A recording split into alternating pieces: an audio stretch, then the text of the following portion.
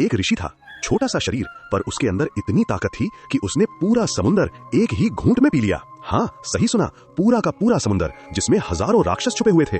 ना कोई देवता कर पाया, ना कोई अस्त्र काम आया, सिर्फ एक छोटे से ऋषि की तपस्या का कमाल। ये है ऋषि अगस्त्य की कहानी।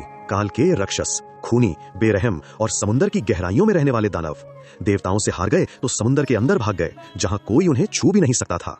पर रात होते ही बाहर निकलते, गांवों पर हमला करते, लोगों को मारते और सुबह से पहले वापस समुंदर में घुस जाते, जैसे भूत जो सिर्फ अंधेरी रात में आते हैं। थके हुए, हारे हुए देवता विष्णु के पास पहुंचे, हाथ जोड़े, आंसुओं भरी आंखें, बोले, भगवान, हम कुछ नहीं कर पा रहे, काल के समुंदर में छुपे हैं, हम उन्हें निकाल नहीं सकते।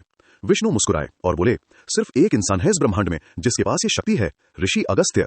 वो अकेला है जो पूरा समुंदर पी सकता है, जाओ उसी से मदद मांगो। पर ये अगस्त्य देवता कौन? देवताओं मित्रा और वरुणा की संयुक्त शक्ति से एक कुंभ में पैदा हुए थे, इसलिए नाम पड़ा कुंभाज। छोटा शरीर पर अंदर ब्रह्मांड भर की ऊर्जा। उनकी तपस्या इतनी प्रचंड थी कि देवता भी डरते थे।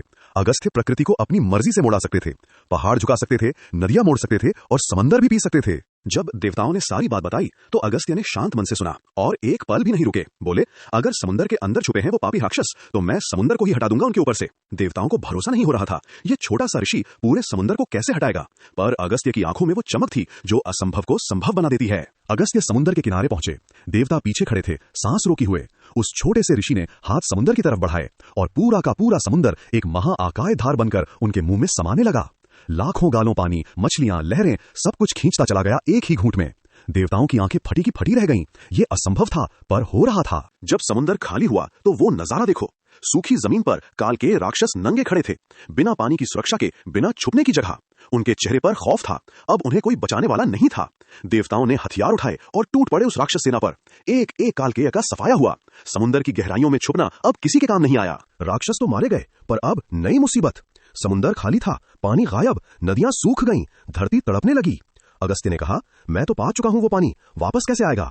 बहुत सालों बाद राजा भगीरथा ने अपनी कठोर तपस्या से गंगा को स्वर्ग से धरती पर लाए और उस पवित्र नदी ने समुंदर को दोबारा भर दिया। और अगस्त्य की एक और कहानी सुनाओ। विंध्य पर्वत, ये पहाड़ बिना रुके बढ़ता जा रहा था, इतना ऊंचा कि सूरज का रास्ता रोक दिया, धरती पर अंधेरा छाने लगा। अगस्त्य आए और बोले, हे विंध्य, झुक जाओ ताकि मैं दक्षिण पार कर सकूं, लौटूंगा तो तुम फिर खड़े हो जाना। विंध्य झुक गया, पर अगस्त्य कभी नहीं लौटे। विंध्य आज भी झुका हुआ खड़ा है। तो याद रखना, ऋषि अगस्त्य ने सिखाया कि असली ताकत शरीर के साइज में नहीं होती, तपस्या और संकल्प में होती है। छोटा सा ऋषि जिसने समुंदर पी लिया, पहाड़ झुका दिया और पूरे दक्षिण भारत की संस्कृति की नींव रखी। आज भी दक्षिण के हर मंदिर में उनकी पूजा होती है। सब्सक्राइब करो कथा सागर, शेयर करो ये अद्भुत कहानी।